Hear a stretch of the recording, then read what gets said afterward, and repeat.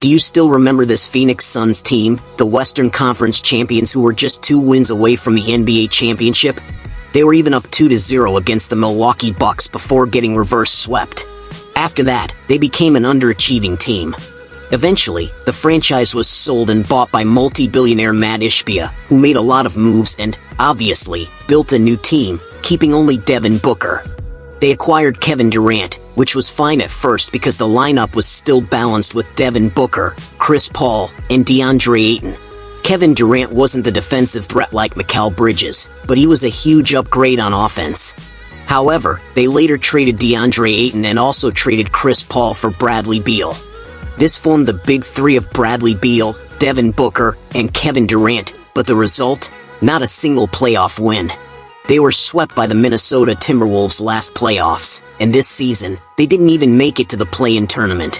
Why? Because the lineup wasn't balanced. They were all shot creators, with no real facilitator or decent center. They also fired Coach of the Year Monty Williams even though he still had 3 years left on his contract.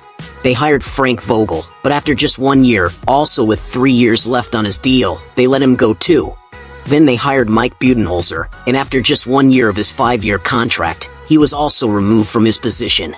Right now, this team has no clear direction. They paid Bradley Beal $50 million last season just to play fewer than 50 games and average only 17 points per game. Now, they've convinced Bradley Beal to accept a contract buyout, and they'll be paying him $97 million over the next 5 years. So basically, they signed him and are now paying him $97 million just to leave the team, because he's holding their entire salary cap hostage, pushing them over the second apron. Last season, they had the highest payroll in both players and coaches, yet they didn't even make it to the play-in tournament. Now they have a Jalen Green and Devin Booker duo, but it's going to be hard for them to fit well together, especially if they still don't get a reliable point guard.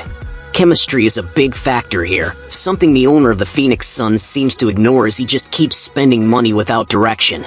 From being a championship-caliber team, they've now become a very disoriented franchise that keeps changing head coaches.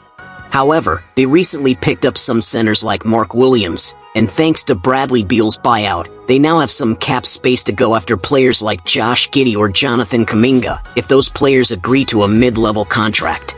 But still, they wasted their championship core from just a few years ago. Did you enjoy this video? Please click the subscribe button and don't forget to hit the notification bell for more updates.